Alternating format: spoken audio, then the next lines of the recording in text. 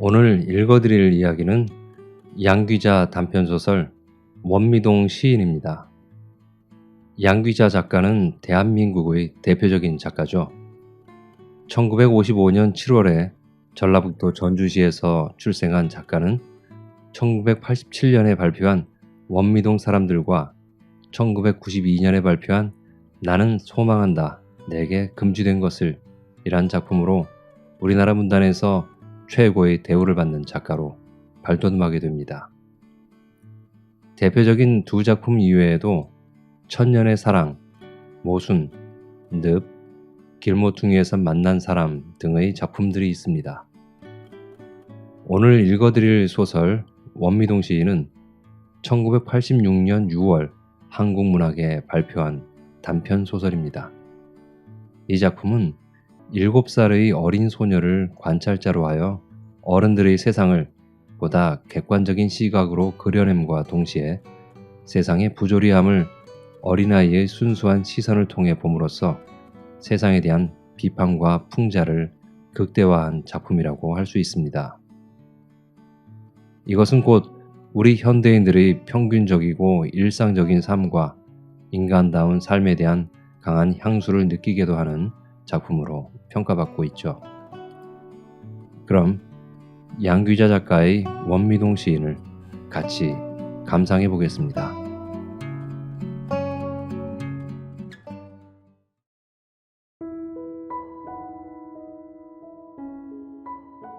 원미동 시인 양귀자.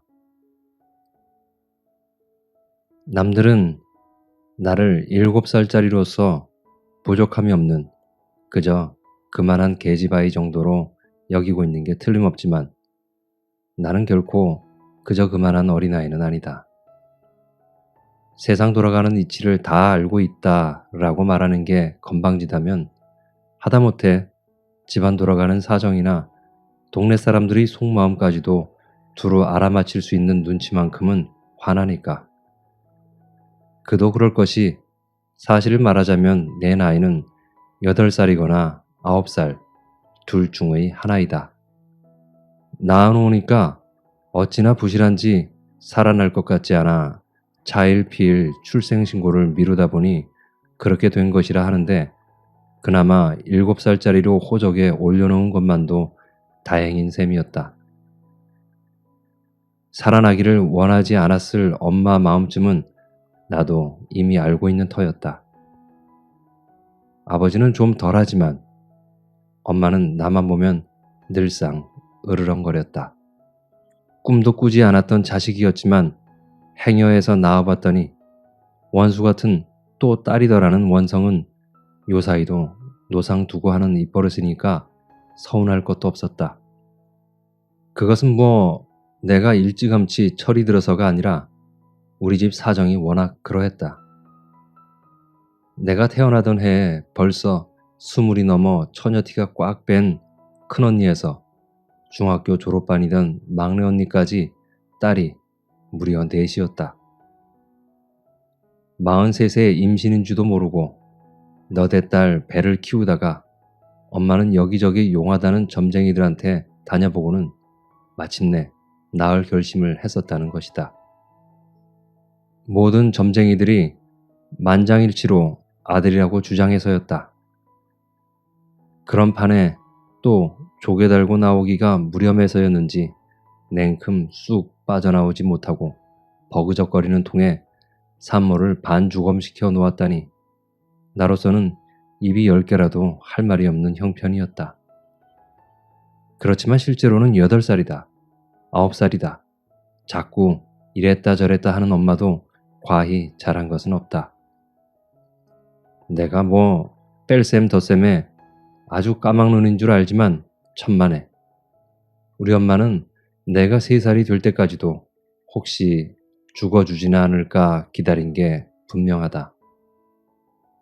내가 얼마나 구박덩이에 미운 오리 새끼인가를 길게 설명하고 싶지는 않다.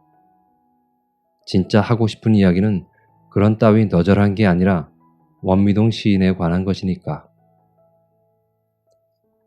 내가 여러 가지 것을 많이 알고 있다고는 해도 솔직히 시가 무엇인지를 정확히 설명할 수는 없다. 얼추 짐작하기로 그것은 달 밝은 밤이나 파도가 출렁이는 바닷가에서 눈을 착 내리깔고 멋진 말을 몇 마디 내뱉는 것이 아닐까 여기지만 원미동 시인이 하는 것을 보면 매양 그렇지도 않은 모양이었다. 우리 동네에는 원미동 시인 말고도 원미동 카순이, 원미동 멋쟁이, 원미동 똑똑이 등이 있다. 행복사진관 엄씨 아저씨가 원미동 카수인데 지난번 전국노래자랑 부천대회에서 예선에도 못 들고 떨어졌다니 대단한 솜씨는 못 될 것이었다. 소라 엄마가 원미동 멋쟁이라는 것은 내가 가장 잘 안다. 그 보라색 매니큐어와 노랑머리는 소라 엄마뿐이니까. 원미동 똑똑이는 부끄럽지만 우리 엄마다. 부끄럽다는 것은 나무 일에 간섭이 심하고 걸핏하면 싸움질이나 해대는 똑똑이는 욕이나 마찬가지라는 것을 알기 때문이었다. 원미동 시인에게는 또 다른 별명이 있다. 괭한 두 눈에 부스스한 머리칼, 사시사철 껴입고 다니는 물들인 군용 점퍼와 희끄무레하게 달아빠진 낡은 청바지가 밤중에 보면 꼭 몽달 귀신 같다고 서울 미용실의 미용사 경자 언니가 맨 처음 그를 몽달씨라고 부르기 시작했다. 경자 언니뿐만 아니라 우리 동네 사람이라면 누구나 그를 좀 경멸하듯이 어린애 다루듯 함부로 하는 게 보통인데 까닭은 그가 약간 돌았기 때문이라는 것이었다. 언제부터 어떻게 살짝 돌았는지는 모르지만 아무튼 보통 사람과는 다른 것만은 틀림없었다. 몽달씨는 무궁화 연립주택 3층에 살고 있었다.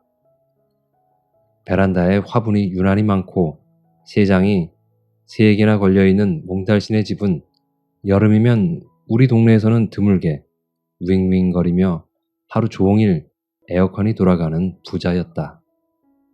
시내에서 한약방을 하는 노인이 늙음하게 젊은 마누라를 얻어 아기자기하게 살아보는 판인데 결혼한 제 형 집에 있지 않고 새살림 재미에 푹 빠진 아버지 곁으로 옮겨온 막둥이였다. 그것부터가 팔불출이 짓이라고 강남부동산의 고흥댁 아줌마가 욕을 했었는데 아들이 아버지와 함께 사는 게 왜 바보짓이라는 건지 알 수가 없었다. 그런 몽달씨에게 친구가 있다면 아마 내가 유일할 것이었다. 몽달씨 나이가 27이라니까 나보다 20살이나 많지만 우리는 엄연히 친구다. 믿지 않겠지만 내게는 27짜리 남자친구가 또 하나 있다. 우리 집 옆 형제 슈퍼의 김반장이 바로 또 하나의 내 친구인데 그는 원미동 23통 5반의 반장으로 누구보다도 씩씩하고 재미있는 사람이었다. 나는 매일같이 슈퍼 앞의 비치 파라솔 의자에 앉아 그와 함께 낄낄거리는 재미로 하루를 보내다시피 하였는데 요즘은 내가 의자에 앉아 있어도 전처럼 웃기는 소리를 해주거나 쭈쭈바 따위를 건네주는 법 없이 다소 퉁명스러워졌다. 그 까닭도 나는 환히 알고 있지만 모르는 척하는 수밖에. 우리 집 셋째 딸 선옥이 언니가 지난달에 서울 이모 집으로 훌쩍 떠나버렸기 때문인 것이다. 김 반장이 선옥이 언니랑 좋아 지내는 것은 온 동네가 다 아는 일이지만 선옥이 언니 마음이 요새 좀 싱숭생숭하더니 기어이는 이모네가 하는 옷가게를 도와준다고 서울로 가버렸다. 선옥이 언니는 얼굴이 아주 예뻤다. 남들 말대로 개천에서 용이 났다고 해도 과언이 아닐 만큼 지질이 궁상인 우리 집에 두고 보기로는 아까운 편인데 그 지질이 궁상이 지겨워 맨날 뚱하던 언니였다. 참말이지 밝히고 싶지 않지만 우리 아버지는 청소부다. 아침 새벽부터 저녁 늦게까지 남의 집 쓰레기통만 뒤지고 다니는 직업이라 몸에서 나는 냄새도 말할 수 없을 만큼 지독했다. 아버지만이 아니라 밝히고 싶지 않은 것이 또 있다.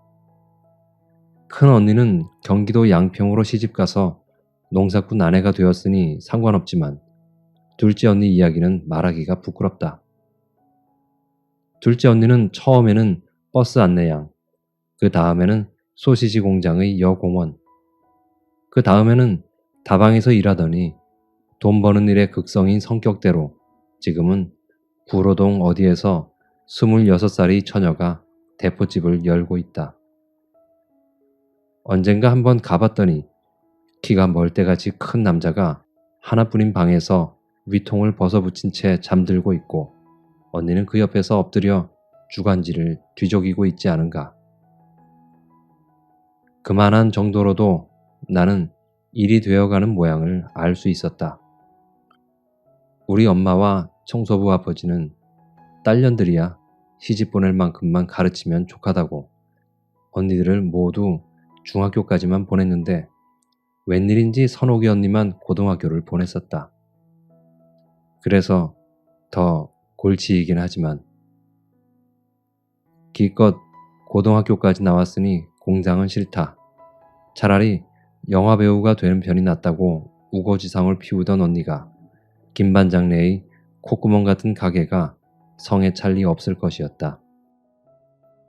이제 겨우 7살짜리가 사실은 그보다야 많지만 왜 나이 많은 떡거머리 총각들하고만 어울리는지 이상하겠지만 그것은 결코 내 책임이 아니었다.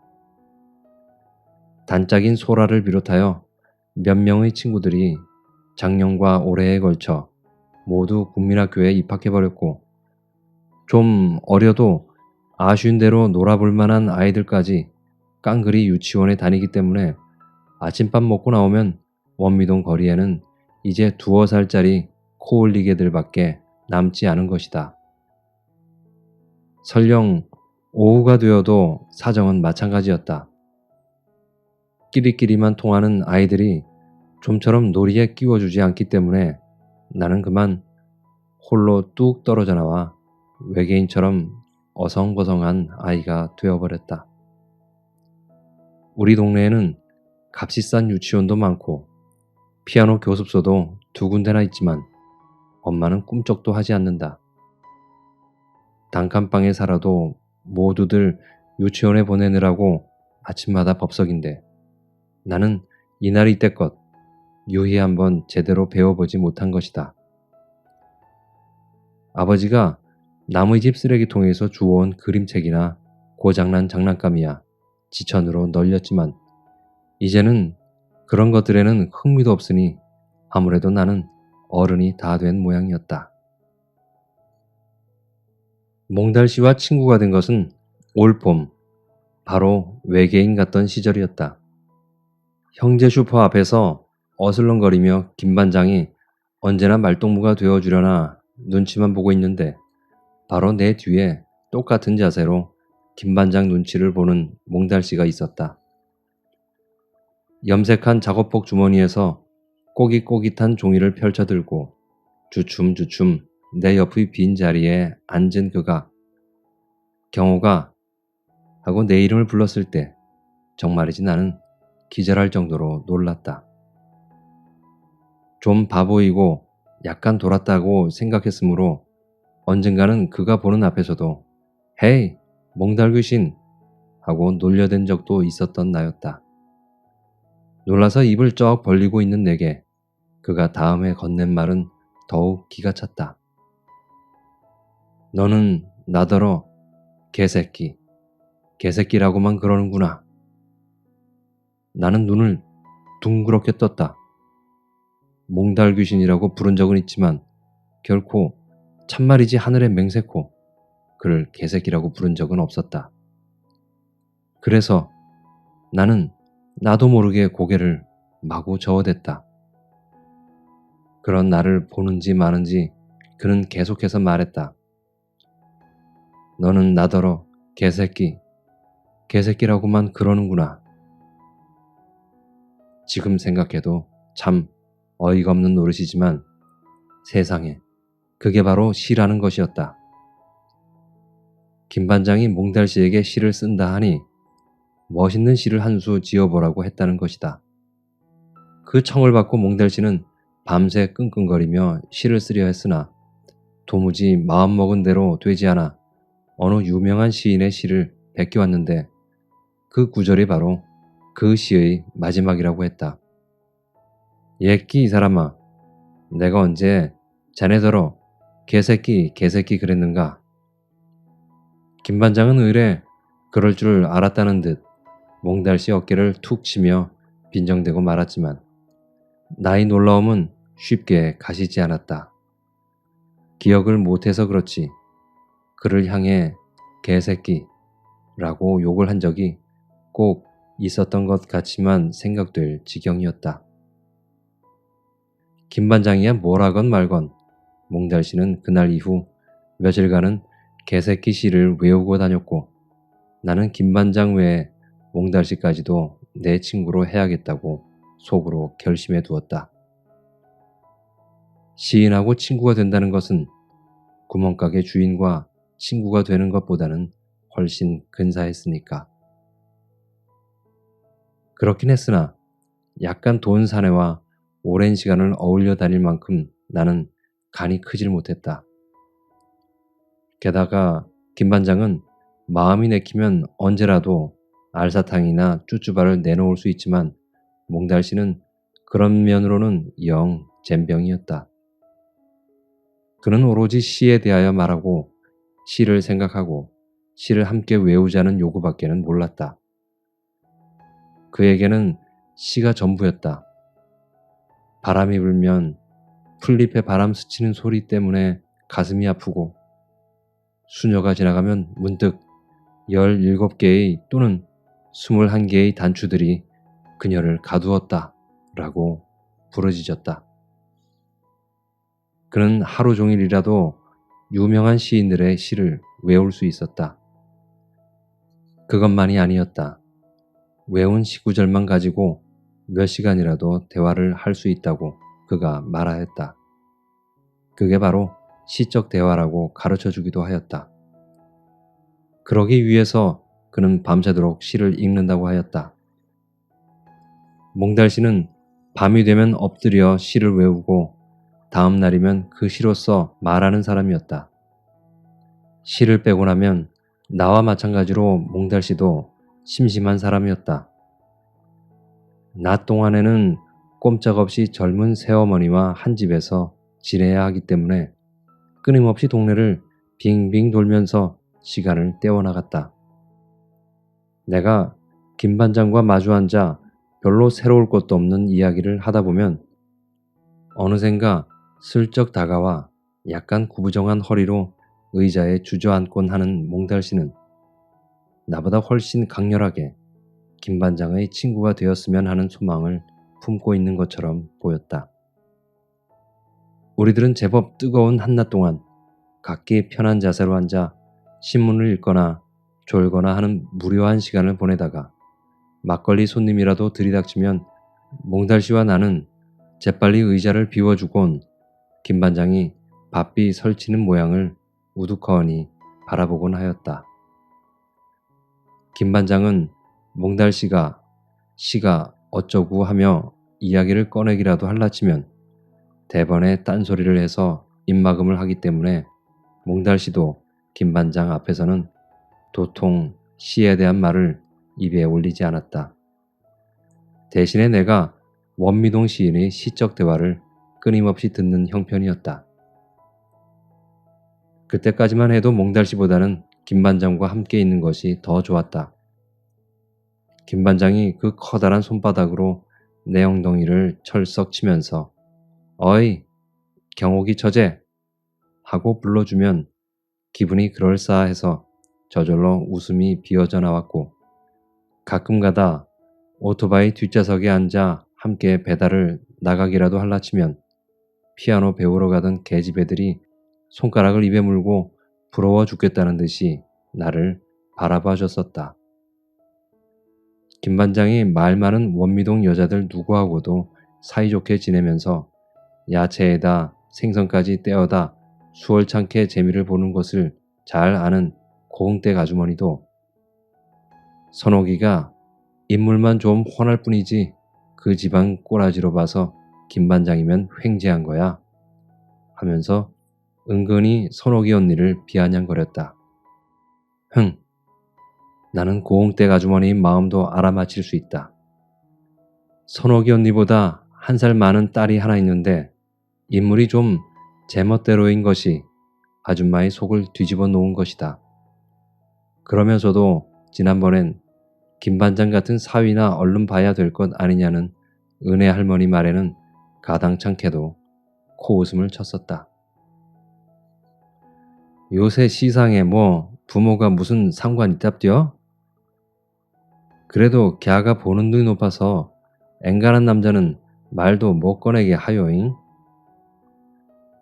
저기 은행 대리가 중매를 넣어왔는디도 돌아보도 안 씁디다. 전문 학교 일망정 대학물도 1년 남짓 보았고 해서 아는 게 아주 많다요. 그런 말을 들을 때마다 나는 목구멍이 근질거려서 견딜 수가 없었다. 왜 목구멍이 근질거리는가 하면 나는 또 다른 비밀을 하나 알고 있기 때문이었다. 이것은 정말 특급 비밀인데 만약에 이 사실을 고흥댁 아주머니가 알았다가는 어떻게 수습이 될는지 내가 더 걱정인 판이다. 복덕방집 딸 동아 언니가 누구와 좋아 지내는가는 아마 나밖에 모르는 일일 것이다. 지난 봄에 소라네 집에 놀러 갔다가 우연히 알게 된 사실로 소라조차도 영 모르고 있으니 나 혼자만 꿍꿍 앓다 말아야 할 것이긴 하지만 그날 이후 복덕방 식구들만 만나면 내가 더 안절부절이었다. 여태까지 누구에게도 털어놓지 않은 말이라 좀 망설여지긴 하지만 아이, 할 수 없다. 이야기를 꺼냈으니 털어놓을 밖에. 동아 언니는 소란의 대신 설비에서 소라 아빠의 일을 거들어주는 노가다 청년하고 연애를 하는 판이다. 그것도 보통 사이가 아니다. 지난 봄날 소란의 집에 갔다가 소라가 보이지 않아 무심코 모퉁이를 돌아 나와 옆구리 창으로 가게를 기웃 들여다보니 그 두 남녀가 딱 붙어 앉아서 이상한 짓을 하고 있지 않은가. 동아 언니는 그렇다 치고 청년은 땀까지 뻘뻘 흘리면서 언니의 머리통을 꽉 껴안고 있었는데 좀 무섭기도 하였다. 이야기가 괜히 옆으로 흘렀지만 아무튼 선옥이 언니가 김반장 같은 신랑감을 차버린 것은 좀 아쉬운 일이기는 하였다. 김반장이야 아직도 미련을 버리지 못하고 있는 터라 나만 보면 지금도 언니가 왔는가를 묻기에 여념이 없었다. 허나 선옥이 언니는 처음 떠날 때도 그랬지만 요사이 한 번씩 집에 들를 적에도 형제 슈퍼 쪽은 쳐다보지도 않는다. 어떨 때는 어휴, 저 거지 발사기 같은 자식 이라고 욕도 막 내뱉는데 어떻게 알았는지 이모네 옷가게로 심심하면 전화질이라고 이를 갈았다. 가만히 눈치를 보아하니 선옥이 언니도 요새 새 남자가 생긴 것 같고 전과 달리 아무데서나 속옷을 훌렁훌렁 벗어던지며 옷을 갈아입는데 그 속옷이 요사무사하게 생겨서 내 눈을 달뜨게 하곤 했다. 좀 만져라도 볼라치면 언니는 내 손을 탁 때려버렸다. 어때? 이쁘지? 경옥이 넌 이런 거 처음 보지? 이거 모두 선물 받은 거다? 끈으로 아슬아슬하게 꿰매놓은 저런 팬티 따위를 선물하는 지도 우습지만 그것을 자랑하는 언니는 더욱 밉상이어서 그럴 때면 속도 모르는 김반장이 불쌍해지기도 하였다. 몽달씨가 있음으로 인하여 김반장의 주가가 더 올라가는 점도 있었다. 나야 어린애니까 형제 슈퍼의 비치 파라솔 아래서 어슬렁거려도 흉볼 사람은 없지만 동갑내기인 몽달씨가 하는 일도 없이 가게 근처를 빙빙 돌면서 어떨 때는 나와 같이 쭈쭈 하나 쪽쪽 빨고 있으면 오가는 동네 어른들마다 혀를 끌끌 찼다. 대학 다닐 때까지는 저러지 않았대요. 저도 잘은 모르지만 학교에서 잘렸대나 봐요. 뭐 뻔하죠. 요새 대학생들 짓거린. 그리곤 곧장 군대에 갔는데 제대하고부턴 사람이 절이 됐어요. 언제나 중얼중얼 시를 외운다는데 확 미쳐버린 것도 아니고 아주 죽겠어요. 몽달씨 새어머니 되는 네가 김반장에게 하소연하는 소리였다. 형제 슈퍼 단골인 그녀는 아주 죽겠어요가 입버릇이었다.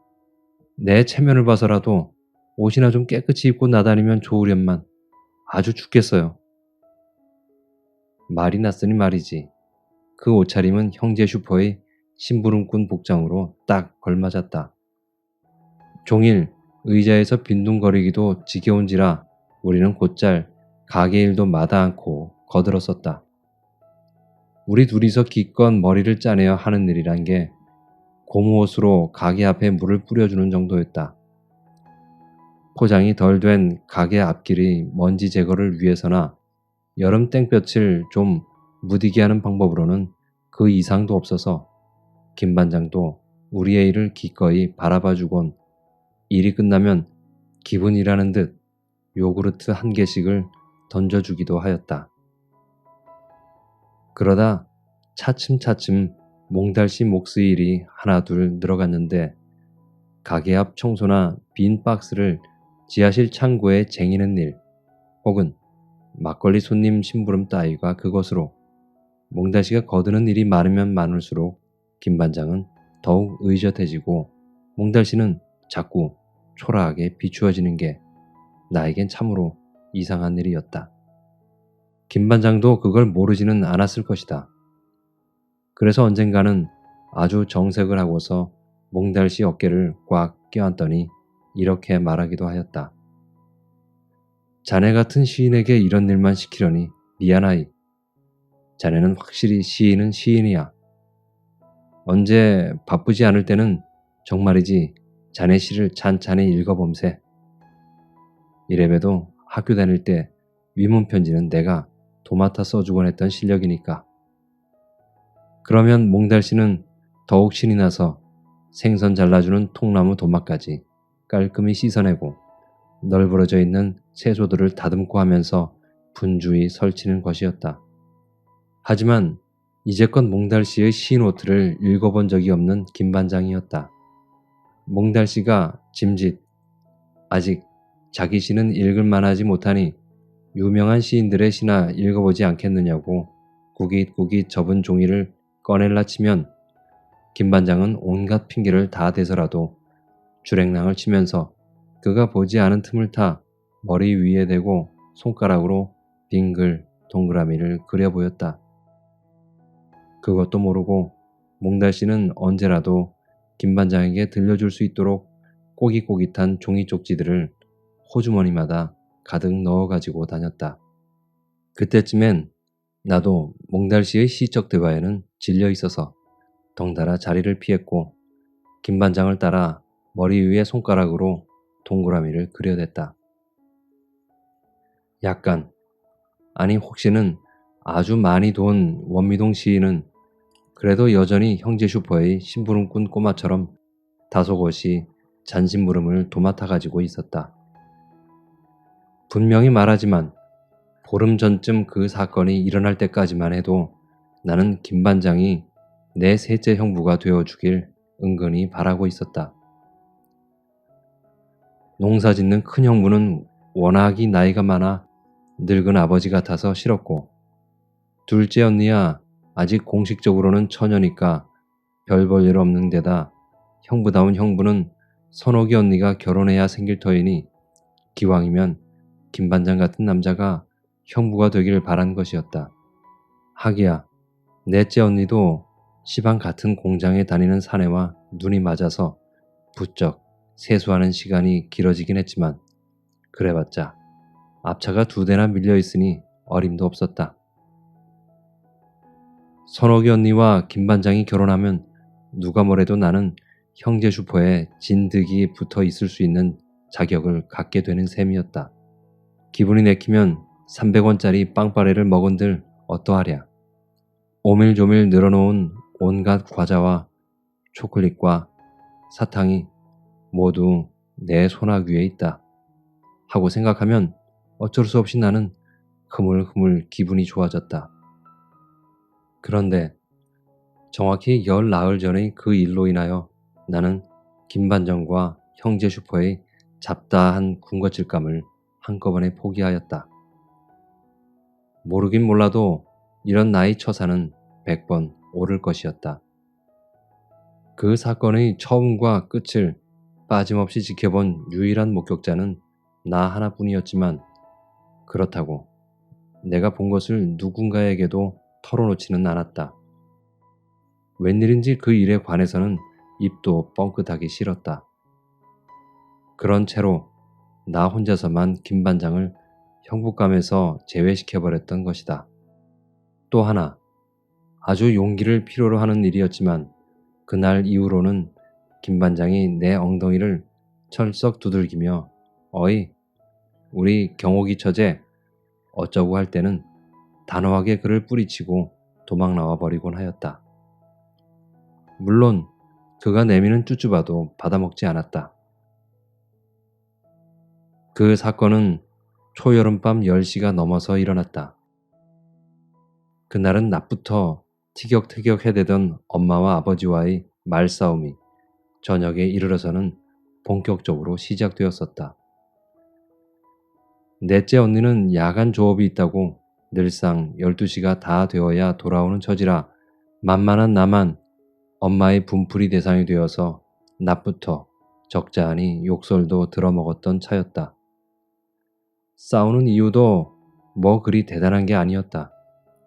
아버지가 쓰레기 속에서 주워온 18금 목걸이를 맥주 4병으로 맞바꾸어 간단히 목을 축이고 돌아왔노라는 말을 내뱉은 뒤부터 엄마의 잔소리가 시작된 게 원인이었다. 새삼 길게 이야기할 것도 없고 요지는 맥주 4병으로 홀랑 마셔버리느니 지 옆에 내 목에 걸어주면 무슨 동티가 날까봐 그랬느냐는 아우성이었다. 엄마가 지금 손가락에 끼고 있는 약간 색이 변한 18금 반지도 아버지가 주워온 것인데 짜장 목걸이까지 세트로 갖출 뻔한 기회를 놓쳐서 엄마는 단단히 약이 올랐다. 그러던 말싸움이 저녁에 가서는 기어이 험악한 욕설과 아버지의 손찌검으로 이어지길래 나는 언제나처럼 슬그머니 집을 빠져나와 비어있는 형제 슈퍼의 노천 의자에 앉아 있었다. 가끔씩 있는 일로서 머지않아 아버지는 엄마를 KO로 때려눕힌 뒤 코를 골며 잠들어 버릴 것이었다. 그 다음엔 눈물 콧물 다 짜낸 엄마가 발을 질질 끌며 거리로 나와 경호가를 목청껏 부를 판이었다. 그때나 되어 못 이기는 척 들어가 잠자리에 누워버리면 내일 아침의 새날이 올 것이 분명하였다. 집에서 나온 것이 9시쯤. 그래서 김반장도 가게방에 놓은 흑백 텔레비전으로 저녁 뉴스를 시청하느라고 내가 나온 것도 모르고 있었다. 장가들면 색시가 컬러 텔레비전을 해올 것이므로 굳이 바꿀 필요 없다고 고물 텔레비전으로 견디어내는 김반장의 등허리를 흘낏 쳐다보고 나는 신발까지 벗고 의자 위에 냉큼 올라앉았다. 잠이 오면 탁자에 엎드려 한숨 졸고 있어 볼 생각으로 나는 가물가물 감기는 눈을 비비며 이리저리 몸을 뒤척이고 있었다. 거리는 그날따라 유난히 한산했고 지물포나 사진관도 일찌감치 아크릴 간판에 불을 꺼둔 채였다. 우리 정육점은 휴일인지 셔터까지 내려져 있었다. 그 옆의 서울 미용실은 경자 언니가 출퇴근을 하기 때문에 9시만 되면 어김없이 불이 꺼진 채였다. 형제 슈퍼에서 공단 쪽으로 난 길은 공터가 드문드문 박혀 있어서 원래 칠흑같이 어두웠다. 한 블록쯤 가야 세탁소가 내비치는 불빛이 쬐끔 새어나올 뿐이고 포장도 안 된 울퉁불퉁한 소방도로 옆으로는 자갈이며 벽돌 따위가 쌓여 있었다. 바로 그때 공단 쪽으로 가는 어두운 길에서 뭔가 비명소리도 같고 욕지기를 참는 안간힘 같기도 한 소리가 들려왔다. 아니, 그때 나는 비몽사몽 졸음 속에서 헤매고 있었기 때문에 정확하게 어떤 소리를 들은 것은 아니었다. 이제 생각하면 그 순간에는 분명 잠에 흠뻑 취해 있었음이 분명했다. 그럼에도 불구하고 그 소리를 들었던 것처럼 생각된 것은 꿈속에까지 쫓아와 악다구니를 벌이고 있는 엄마와 아버지의 모습을 보고 있었던 탓인지도 몰랐다. 하여간 허공을 가르는 비명소리가 꿈이었거나 생시였거나 간에 들려왔던 것은 사실이었다. 움찔 놀라며 눈을 떴을 때는 이미 누군가가 어둠을 뚫고 뛰쳐나와 필사적으로 가게를 향해 덮쳐오는 중이었다. 그리고 그 뒤엔 덫에서 뛰쳐나온 노루새끼를 붙잡으러 온 것이 확실한 젊은 사내들이 가쁜 숨을 몰아쉬며 쫓아오고 있었다. 공교롭게도 나는 불빛에서 약간 비켜난 쪽의 의자에 앉아 있었기 때문에 그들의 눈에 띄지 않았다. 더욱 공교로웠던 것은 마침 가게 주변엔 아무도 없었다는 사실이었다. 때에 따라서는 빛이 파라솔 밑의 이 의자로는 턱도 없이 모자랄 만큼의 사람들이 왁자하게 모여 막걸리 타령을 벌이는 경우가 종종 있었다. 대개는 일이 끝나고 돌아가는 공사장의 인부들이었다. 그 사람들이 아니더라도 동네 사람 몇몇이 자주 이 의자에 앉아 밤바람을 쐬기도 했는데 그날은 아무도 없었다. 갑작스러운 사태에 놀라 어리둥절하는 사이 도망자는 곧장 가게 안으로 들어가 버렸고 뒤쫓아온 사람 중의 하나는 가게 앞에 또 하나는 막 가게 속으로 들어가는 중이어서 나는 그들의 모습을 비교적 자세히 볼 수 있었다. 야, 이 새끼야, 이리 못 나와? 가게 안으로 쫓아 들어가면서 소리치고 있는 사내는 빨간색의 소매 없는 러닝 셔츠를 입고 있어서 땀에 번들거리는 어깨 축지가 엄청 우람하게 보였다. 깽판 치기 전에 빨리 나오란 말이야. 가게 앞에 서서 씩씩 가쁜 숨을 몰아쉬며 이마에 땀을 훔치고 있는 사내는 두 개의 윗저고리를 한 손에 거머쥐고 있었다. 그도 당연히 러닝 셔츠 바람이었지만 소매도 달린 점잖은 흰색이었으므로 빨간 셔츠에 비해 훨씬 온순하게 보여졌다. 도대체 무슨 일일까? 호기심을 이기지 못한 나는 가게 옆구리의 샘문을 통해 안을 들여다보았다. 그새 사내의 발길에 차여버린 도망자가 바닥에 엎어져 있었고 김 반장이 만약을 위해 사내 주변의 맥주 박스를 방 안으로 전하르면서 뭐라고 소리치고 있었다. 김형, 김형, 도와주세요. 쓰러진 남자의 입에서 이런 말이 가느다랗게 흘러나온 것은 그 순간이었다. 그와 동시에 빨간 셔츠의 사내가 다시 쓰러진 자의 등 허리를 발로 콱 찍어 눌렀다. 이 새끼 아는 사이요? 그러면 당신도 한번 맛 좀 볼 텐가? 맥주병을 거꾸로 쳐들고 빨간 셔츠가 소리질렀다. 김 반장의 얼굴이 대번에 하얗게 질려버렸다. 무슨 소리요? 난 몰라요. 상관없는 일에 말려들고 싶지 않으니까 나가서들 하시오. 그때 바닥에 쓰러져 버둥거리던 남자가 간신히 몸을 비틀고 일어섰다. 코피로 범벅이 된 얼굴이 슬쩍 드러나 보였는데 세상에 그는 몽달시임이 분명하였다. 그러고 보니 빛바랜 바지와 물들인 군용 점퍼 밑에 노상 껴입고 다니던 우중충한 남방 셔츠가 틀림없는 몽달씨였다. 아까는 워낙 눈 깜짝할 사이에 가게 안으로 뛰어들었기 때문에 얼굴을 볼 겨를이 없었다. 이 자식, 어디로 토끼는 거야? 너 같은 놈은 좀 맞아야 돼. 흰 이를 드러내며 빨간 셔츠가 으르렁거렸다.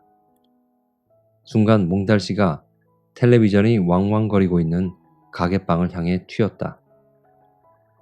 방은 따로이 바깥쪽으로 난 출입구가 있었기 때문이었다. 그러나 몽달씨보다 더 빠른 동작으로 방문을 가로막아버린 사람이 있었다. 바로 김반장이었다. 나가요. 어서들 나가요. 싸우든가 말든가 장사 망치지 말고 어서 나가요. 빨간 셔츠가 몽달씨의 목덜미를 확 납구어 챘다. 개처럼 질질 끌려 나오는 몽달씨를 보더니 밖에 있던 흰 러닝 셔츠가 찍 이빨 새로 침을 뱉어냈다. 두 사람 다 술 기운이 벌겋게 오른 번들거리는 눈자위가 징그러웠다. 나는 재빨리 불빛이 닿지 않는 구석으로 몸을 피했다. 무섭고 또 무서웠다. 저렇게 질질 끌려가는 몽달씨를 위해서 내가 해야 할 일이 무엇인지 알 수가 없었다. 도무지 가슴이 떨려 숨도 크게 쉬지 못할 지경이었는데도 김반장은 어질러진 가게를 치우면서 밖은 내다보지도 않았다. 두 명의 사내 중에서도 빨간 셔츠가 훨씬 악독한 게 사실이었다. 녀석은 몽달씨의 머리칼을 한 움큼 휘어감고서 마치 짐짝을 부리듯이 몽달씨를 다루고 있었다. 끌려가지 않으려고 버둥거리다가는 사내의 구둣발에 사정없이 정강이며 옆구리가 뭉개어졌다. 지나가던 행인 몇 사람이 공포에 질린 얼굴로 그들을 지켜보았다. 구경꾼들이 보이자 빨간 셔츠가 당당하게 외쳐댔다. 이 새끼, 너 같은 놈은 여지없이 경찰서로 넘겨야 해. 빨리 와. 불 켜진 강남부동산 앞에서 몽달씨가 최후의 발악을 벌여 놈의 소나기에서 빠져나왔다. 그러나 이내 녀석에게 머리칼을 붙잡히면서 부동산 옆의 시멘트 기둥에 된통 머리를 받쳤다. 쿵! 몽달씨의 머리통이 깨져나가는 듯한 소리에 나는 눈을 감아버렸다. 숨이 막힐 것만 같았다. 행복사진관과 원미 지물포만 지나고 나면 또다시 불빛도 없는 공터가 나올 것이므로 몽달씨를 구해낼 시기는 지금밖에 없다. 몽달씨가 악착같이 불 켜진 가게 쪽으로만 몸을 이끌어갔기 때문에 길이 쪽은 텅 비어 있었다. 몇몇 사람들이 있기는 하였지만 그들은 섣불리 끼어들지 않고서 당하는 몽달씨의 처참한 꼴에 혀만 끌끌 차고 있었다. 빨리 가, 이 자식아. 경찰서로 가잔 말이야. 빨간 셔츠가 움켜진 머리칼을 확 납구어 채면 몽달씨는 시멘트 바닥에서 몸을 가누지 못해 정말 개처럼 두 손을 바닥에 짚고 끌려갔다. 왜 이러세요? 내게 무슨 잘못이 있다고. 행복사진관의 밝은 불빛 앞에서 몽달씨가 울부짖으며 사내에게 잡힌 머리통을 흔들어대다가 녀석의 구둣발에 면상을 짓밟히기 시작하였다. 마침내 나는 내달리기 시작하였다. 두 주먹을 불끈 쥐고 녀석들 곁을 바람같이 스쳐 나는 원미 지물포로 뛰어들었다. 가게는 텅 비어둔 채 지물포 주씨 아저씨는 아랫목에 길게 누워 텔레비전을 보느라 바깥의 소동은 까맣게 모르고 있었다. 깡패가 몽달씨를 죽여요. 주씨 아저씨는 그 우람한 체구에 비하면 말귀를 빨리 알아듣는 사람이었다. 벼락같이 튀어나와 마침 자기 가게 앞을 끌려가고 있는 몽달씨의 꼴을 보고는 냅다 소리를 질렀다. 죄가 있으모 경찰을 부를 일이지 무슨 일로 사람을 이리 패노. 보소 형씨, 그 손 못 놓나? 투박한 경상도 말이 거침없이 쏟아져 나오자 녀석도 약간 주춤했다. 아저씨는 상관 마쇼. 이런 놈은 경찰서로 끌고 가야 된다고요. 누가 뭐라 카노? 야, 빨리 경찰에 신고해라. 당신네들이 사람 두드려가며 경찰서까지 갈 것 없다. 1분 안에 오토바이 올 테니까. 이 아저씨가? 이 새끼 아는 사람이요? 잘 아는 사람이니 이카제. 이 착한 청년이 무슨 죄를 졌다고 이래 반 죽여놨노? 무슨 일이라? 그제서야 빨간 셔츠가 슬그머니 움켜진 머리칼을 놓았다. 몽달씨가 비틀거리며 주씨 곁으로 도망쳤다. 아무 잘못도 없어요. 지나가는 사람 잡아놓고 느닷없이 때리는데. 더듬더듬 입안에 괴어있는 피를 뱉어내며 간신히 이어가는 몽달씨의 말을 듣노라고 주씨가 잠시 한눈을 판 것이 잘못이었다. 멀찌감치 서서 구경을 하고 있던 사람들 중에서 누군가가 소리쳤다. 저 봐요. 저 사람들 도망쳐요. 정말 눈 깜짝할 사이였다. 벌써 공단 쪽 길로 충겨가는 모양으로 발자국 소리만 어지럽고 녀석들은 어둠 속에 파묻혀버린 뒤였다. 빨리 가서 잡아야지. 저런 놈들 그냥 두면 안 돼요. 언제 왔는지 김 반장이 발을 구르며 흥분하고 있었다. 금방이라도 잡으러 갈 듯 몸을 솟구치는 꼴이 가관이었다. 소용없어. 저놈들이 어떤 놈이라고. 세상에 경찰서로 가자고 그리 당당하게 굴더니 도망치는 것 좀 봐. 그러니까 그냥 닥치는 대로 골라잡아 팬 거군. 우린 그것도 모르고 정말 도둑이나 되는 줄 알았지 뭐야. 여기는 가게들이 많아 화나니까 어두운 곳으로 끌고 가서 작심 패려고 수작을 벌였군. 그래요. 아까 보니까 저 윗길에서 이 총각이 그냥 지나가는데 불러놓고 시비더라고요. 아휴, 저 총각 너무 많이 맞았어. 죽지 않은 게 다행이야. 그럼 진작에 말하지 그랬어요. 누가 이 지경일 줄 알았수? 약국에 가는 길에 그 난리길래 무서워서 저쪽으로 돌아갔다가 약 사갖고 와보니 경찰서 가자고 여태도 패고 있던걸. 모여섰던 사람들이 저마다 한마디씩 떠들어대기 시작했다. 조금 아까까지도 텅 비어있다시피 한 거리였는데 언제 알았는지 이 집 저 집에서 쏟아져 나온 사람들이 웅성거리며 피투성이가 된 몽달씨를 기웃거렸다. 참말이지 쥐어뜯긴 머리카락며 길바닥을 쓸고 온 옷꼬락서니 그리고 피범벅이 된 얼굴까지가 영락없이 몽달 귀신 그대로였다. 무신놈의 세상이 이리 험악하노. 이래갖고는 사람이라 할 수 있겠나. 주씨가 어이없어 하는데 또 김반장이 냉큼 뛰어들었다. 그러게 말입니다. 하여간 저놈들을 잡아 넘겼어야 하는 건데.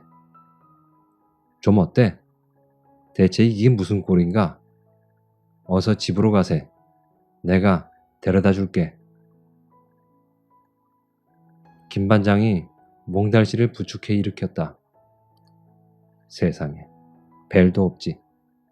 그 손을 뿌리치지 못하고 몽달씨는 김반장의 부축을 받으며 집으로 갔다. 몽달씨를 다시 보게 된 것은 그로부터 꼭 열흘이 지난 며칠 전이었다. 그 열흘간을 어떻게 보냈는지는 설명하기도 귀찮을 정도였다. 몽달씨와 더불어 다닐 때는 몰랐지만 막상 그가 없으니 심심해서 미칠 지경이었다. 하루가 꼭 40시간쯤 늘어난 느낌이었다. 때때로는 형제 슈퍼의 의자에 앉아 있은 적도 있었지만 이미 김반장과는 서먹한 사이가 되어버려서 그다지 자주 찾지는 않았다. 그날 밤 내가 몰래 가게 안을 훔쳐보고 있은 줄을 모르는 김반장만큼은 예전과 다름없이 굴고 있기는 하였다. 경옥이 처제, 요새는 왜 뜸해? 선옥이 언니 서울서 오거든. 직방으로 내게 알리는 거 잊지 마. 그러면 내가 이거 주지. 김 반장이 쳐들어 보이는 것은 의뢰 욕강이었다. 껍질에는 영양경이라고 씌어있는 200원짜리 팥떡인데 그것을 죽자 사자 먹고 싶어 하는 것을 아는 까닭이었다. 그러나 어림도 없지. 선옥이 언니가 오게 되면 김 반장의 비겁한 행동을 미주알 고주알 일러 바쳐서 행여 남아있을지도 모를 미련까지도 아예 싹둑 끊어버리게 하자는 것이 내 속셈이었다. 어찌 된 셈인지 선옥이 언니는 한 달 가까이 집에는 코빼기도 내비치지 않고 있었다. 얼마 전에 서울에 다녀온 엄마 말로는 양품점이 한 달에 2번 노는데도 집에는 올 생각 않고 온종일 쏘다니다 밤늦게서야 기어 들어온다는 것이었다. 게다가 이모가 받아본 전화 속의 남자들만도 서너시 넘어서 양품점 전화통이 종일토록 불나게 울려대는 통에 직간녀는 저한테 걸려오는 전화 받기에도 바쁜 형편이라 했다. 엄마를 쏙 빼닮아 말본새가 거칠기 짝이 없는 이모가 보나마나 바가지로 퍼부었을 선옥이 언니의 흉보다리를 잔뜩 짊어지고 온 엄마의 마지막 결론은 갈 데 없이 원미동 똑똑이 다웠다. 선옥이 고년, 이왕지사 바람든 년이니까 차라리 탤런트나 영화배우를 시키는 게 낫겠습디다. 말이사 바른 말이지 인물이야 요즘 헌다 하는 장미보다 낫지. 미쳤군 미쳤어. 탤런트는 누가 거저시켜주남? 뜨신 밥 먹고 식은 소리 작작해. 그렇게 몰아붙이며서도 아버지는 의래 흐흐흐 웃고 마는 게 예사였다. 딸 많은 집구석에 인물 팔아 돈 버는 딸년 하나쯤 생긴다 해서 나쁠 것도 없다는 웃음이 분명했다. 서울 사람들은 눈도 박지. 선옥이가 명동으로 나갔다 하면 영화배우 해보라고 줄줄이 따라다닌답니다. 인물 좋은 것도 딱 귀찮다고 고년이 어찌 성가셔 하는지. 엄마도 참 입술에 침도 안 바르고 고흥댁 아줌마한테 이렇게 주워 섬기는 때도 있었다. 그러면 여태도 동아언니 콧대가 하늘 높은 줄 모르게 솟아있다고만 믿는 고흥댁 아주머니도 지지 않고 딸 자랑을 쏟아놓았다. 우리 동아는 요새 피아노도 배우고 꽃꽂이 학원도 다닌다고 맨날 바쁘다요. 시방 세상은 그 정도의 신부 수업인가 뭔가가 아주 필수라 한다더만. 엄마도 엄마지만 고흥댁 아주머니 말을 듣기에 거북하였다. 대신설비 노가다 청년한테 시집가면 피아노는커녕 호박꽃 한 송이 꽂을 일도 없을 것이니까. 어른들은 알고 보면 하나밖에 모르는 멍텅구리 같을 때가 종종 있는 법이다. 그 사건 이후 김 반장에 대한 이야기만 해도 그렇다. 김 반장 그 사람 참말이제 진국은 진국인기라. 엊그제만 해도 복숭아 깡통 하나 들고 몽달 청년한테 가는 갑더라. 걱정도 억시기 했었고 어찌됐건 미친놈한테 그만큼 정성 들이는 것만 봐도 보통은 아닌 기 맞다. 지물포 주씨가 행복사진관 엄씨한테 하는 말이었다. 3살 많다 하여 어김없이 형님으로 받드는 엄씨가 고개를 끄덕이며 맞장구 치는 것을 보고 있으면 내 속이 터질 것만 같았다. 그렇지만 이상하게도 그 밤의 일을 속 시원히 털어놓을 수가 없었다. 그러고 보면 이 김경옥이야말로 진국 중에 진국인지도 모른다. 몽달씨가 자리 털고 일어난 이야기를 하려다가 또 다른 쪽으로 새버렸지만 몽달씨야말로 진짜 이상한 사람이었다. 오후반인 소라가 등교 준비를 해야 한다고 서둘러 저희 집으로 가버린 때니까 정오가 조금 지나서였을 것이다. 집으로 가다 말고 문득 형제 슈퍼 쪽을 돌아보니 음료수 박스들을 차곡차곡 쟁여놓는 일에 땀을 뻘뻘 흘리고 있는 몽달씨가 보였다. 실컷 두들겨 맞고 열흘간이나 누워 있었던 사람이라 안색은 차마 마주보기 어려울 만큼 헬쑥했다. 그런데도 뭐가 좋은지 희죽희죽 웃어가면서 열심히 박스들을 나르고 있는 게 아닌가. 그것도 김반장네 가게에서. 아무리 눈을 크게 뜨고 보아도 몽달씨가 분명했다. 저럴 수가. 어쨌든 제정신이 아닌 작자임이 틀림없었다. 아무리 정신이 좀 헷갈린 사람이라도 그렇지. 그날 밤의 김반장 행동을 깡그리 잊어버리지 않고서야 저럴 수가 없다는 게 내 생각이었다. 잊었을까?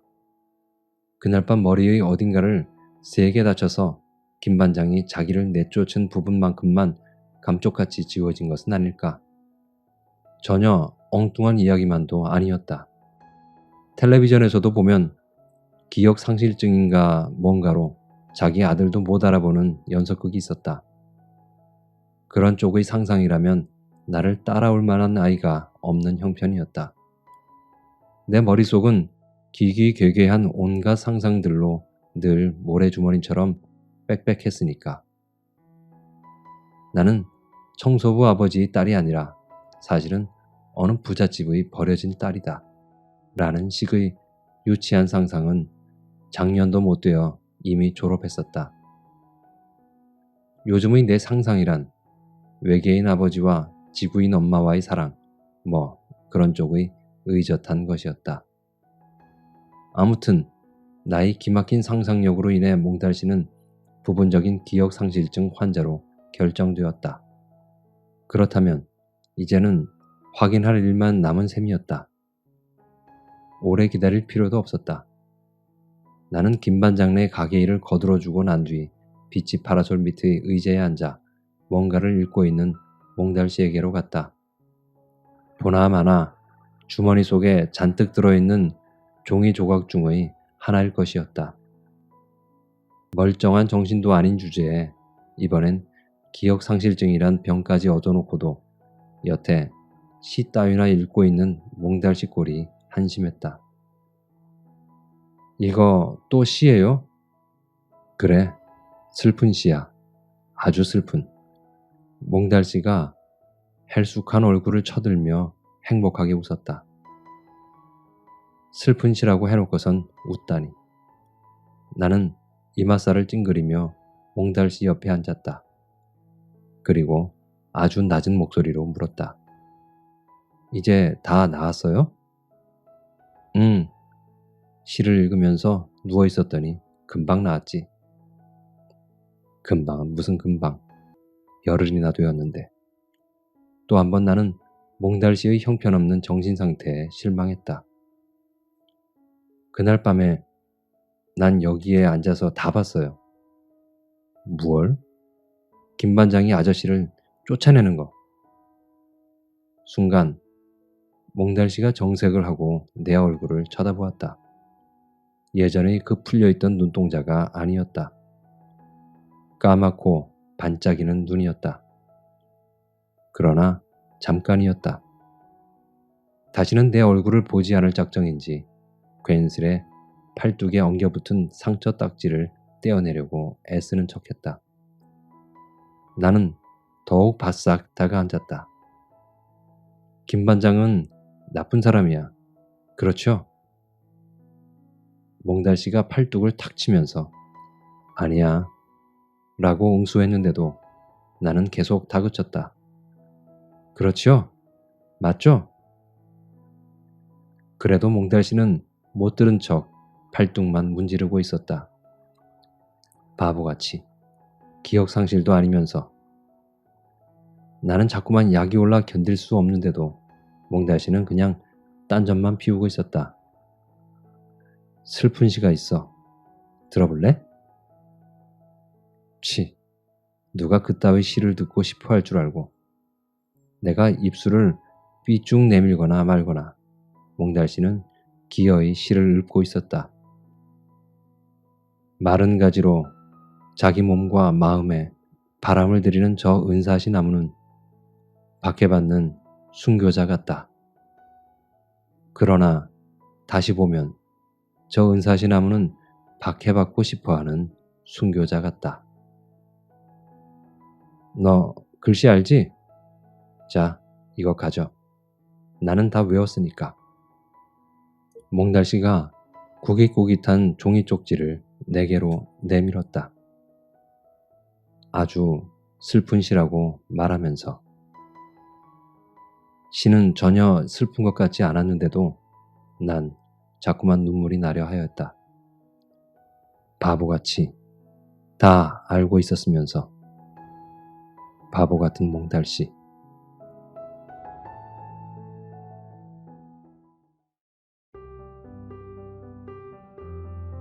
재밌게 들으셨나요?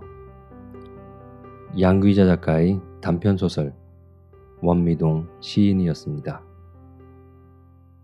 이 소설 속 이런저런 인간 군상들 속에서 유일하게 객관적인 시선으로 그들을 바라보는 아이의 눈은 날카롭습니다. 왜냐하면 그 순수함은 감추어지고 아프고 구린 것들을 아무렇지도 않게 들춰내기 때문이죠. 아이는 이 소설을 균형감 있게 만드는 존재입니다. 아이가 커서 어른이 되었을 때 세상이 지금보다는 조금 더 정의로운 세상이 되어 있기를 바라봅니다. 다음에도 재미있는 이야기로 찾아뵙겠습니다. 감사합니다.